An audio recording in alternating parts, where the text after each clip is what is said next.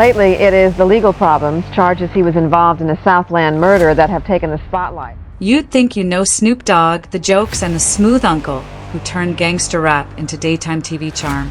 But lately, something's been off. The cameras still catch that trademark grin. But insiders say what's happening behind closed doors feels like a slow unraveling. They're calling it the quiet collapse. A string of tragedies, buried secrets, and health scares that no amount of fame could cushion. It started small, whispers about family trouble and stress, but now the rumors have snowballed into something darker. That the empire he built is cracking under the weight of everything he's outlived. No one expected the man who beat serious charges and music politics to be brought down by his own bloodline. But that might be exactly what's happened. It was some other shit. And as soon as I walked out of there, I went in the bathroom and I threw up.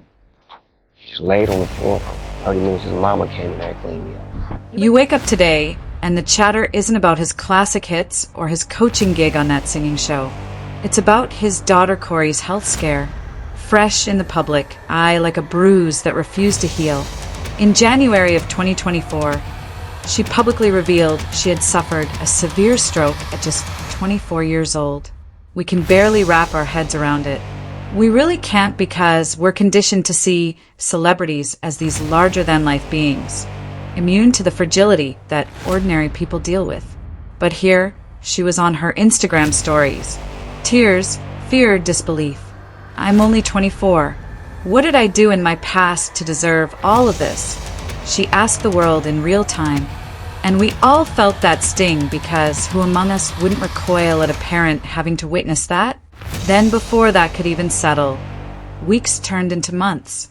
And that same daughter who's battled lupus since childhood came back into the headlines again for bringing a baby into the world 3 months early. Tiny, fragile, fighting from the very first breath.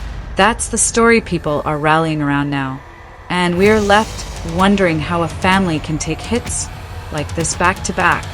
You see the tributes from fans, the prayers, the speculation, and then you remember that this isn't ancient history. This is unfolding right now, right before our scrolling eyes, and it feels like the universe has been relentless. And that's when the whispers start. What is really going on behind the scenes?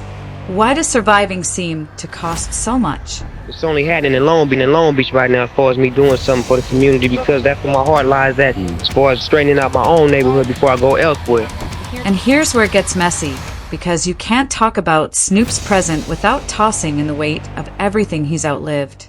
He came up in a world where fatalities were a real part of the backdrop, where his own trials could have locked him away for life.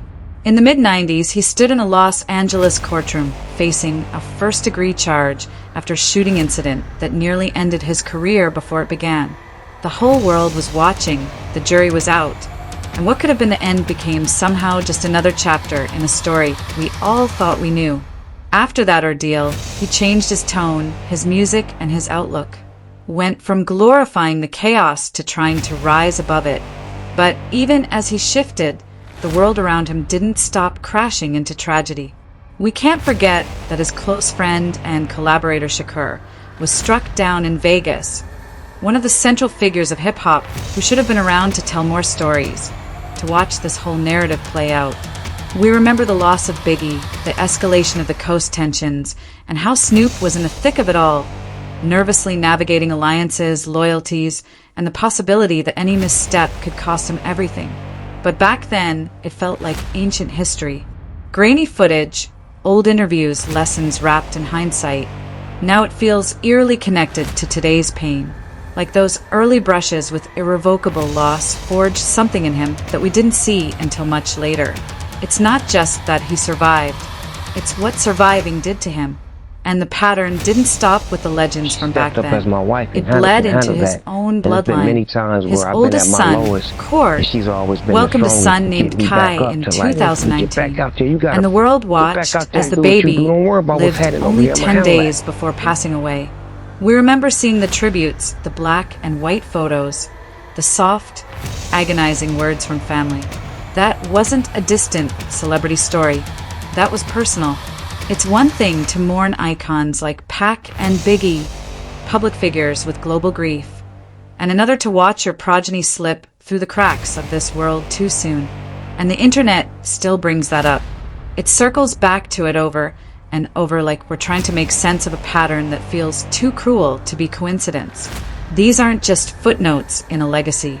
They're the kind of raw moments that bleed into social feeds and force even casual fans to confront something heavy. Then more heartbreak arrives in the form of his mother's passing in late 2021. Beverly was the one who raised him, who sang in the church choir with him, who stood up for him when everything else was falling apart. He spoke about that loss in ways that made even hardened fans blink twice because the vulnerability was unfiltered.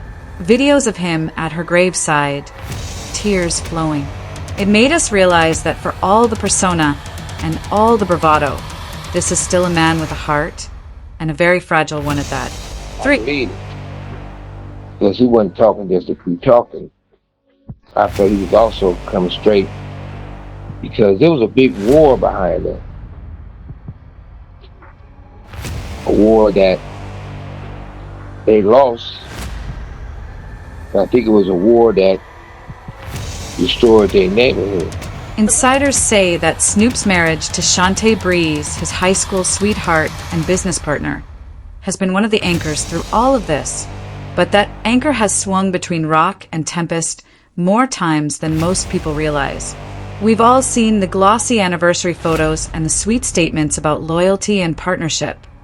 But we've also seen the rumor mills turn over infidelity claims, the brief split in 2004, and the persistent chatter about stresses that come with fame of this magnitude.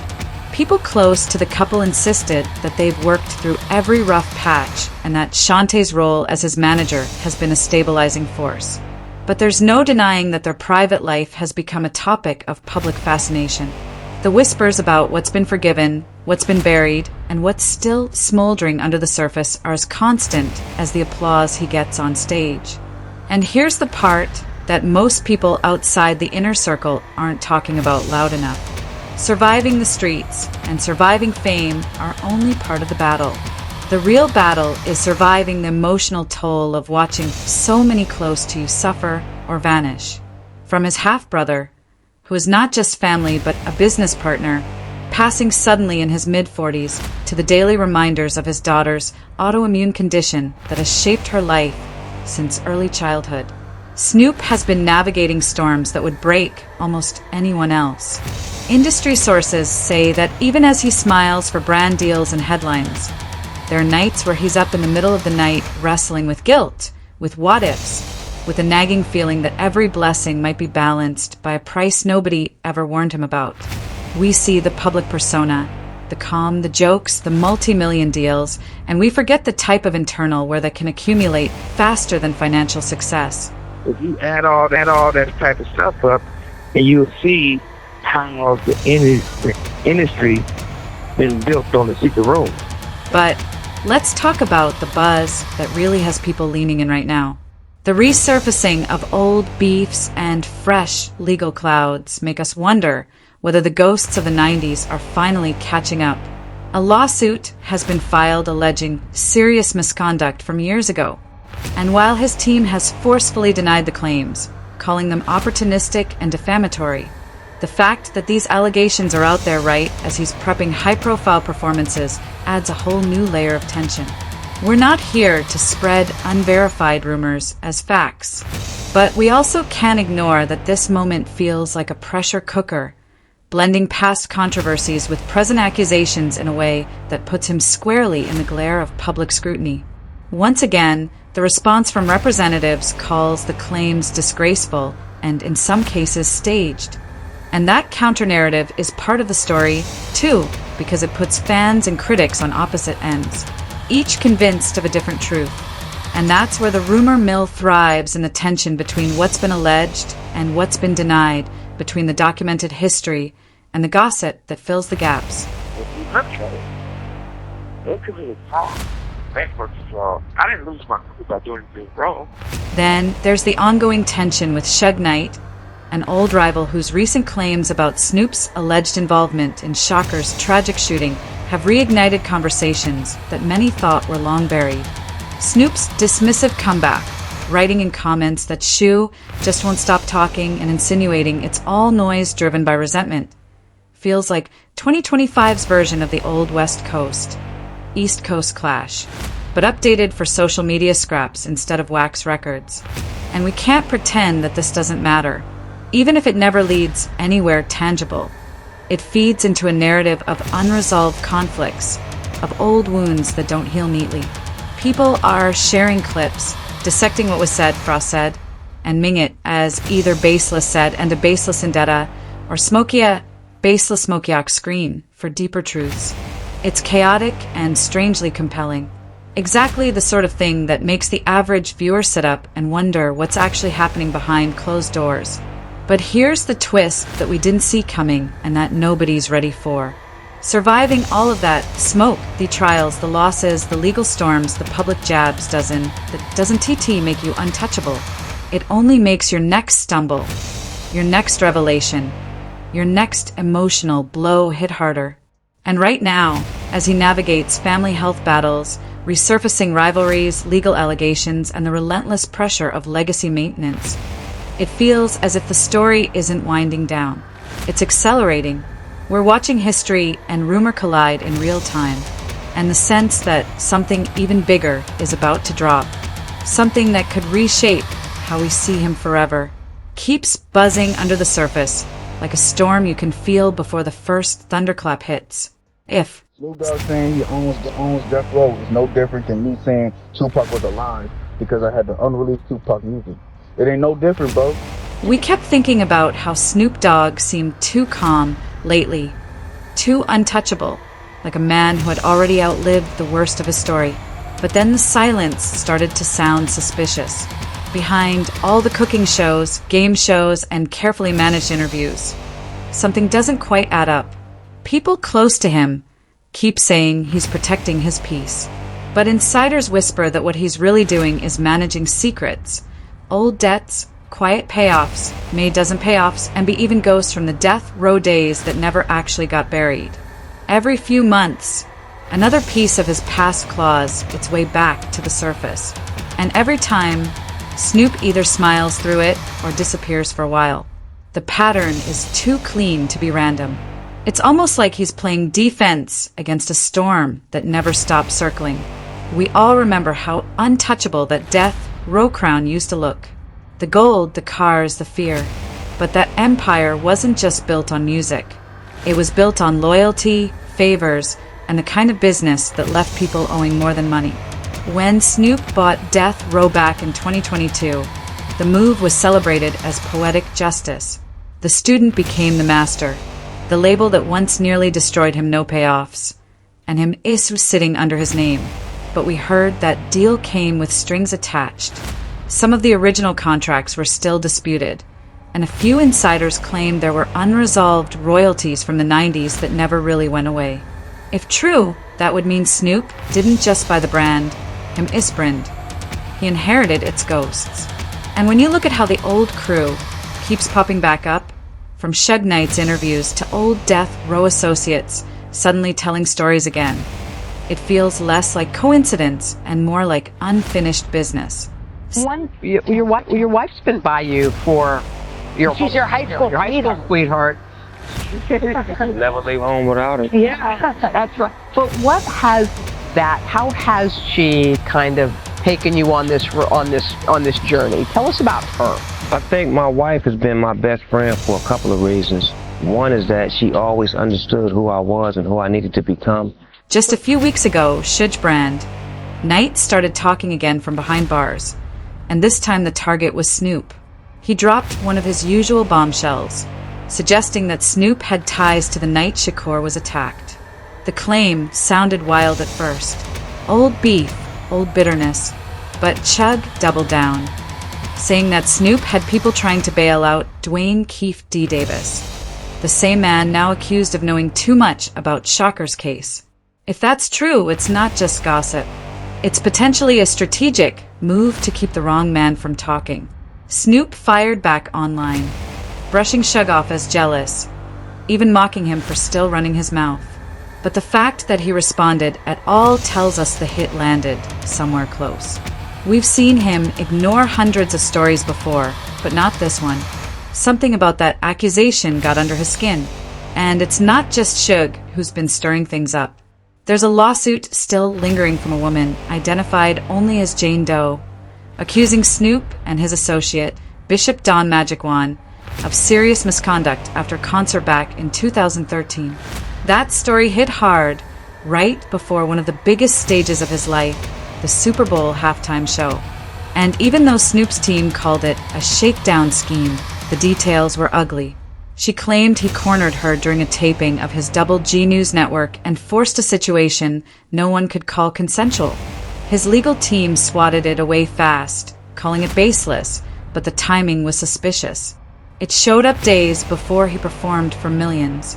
The perfect moment to hit a man when he couldn't afford bad press. And yet, even after all that, whispers in the entertainment legal circuit say that private settlements were quietly discussed.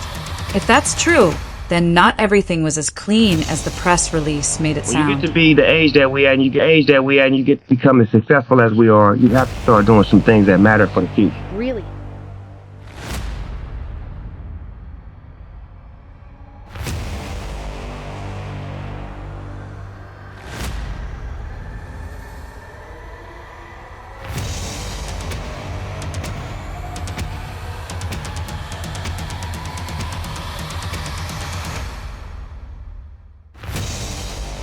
What really keeps this story pulsing, though, is how Snoop's wife, Shantae Briss, sits right at the center of it all.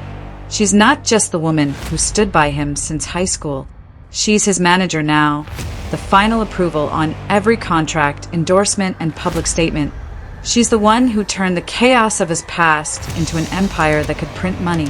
When she took over officially in 2021, Snoop said, "She's always been my final gut check." That's one of the only quotes we ever get from him that sounds completely honest. But power like that comes with its own pressure. People around them talk about Shantae as both protector and warden, the one who keeps his brand clean and his private life contained. There's even talk that she's held back stories from surfacing, calling in favors from executives she's known for decades.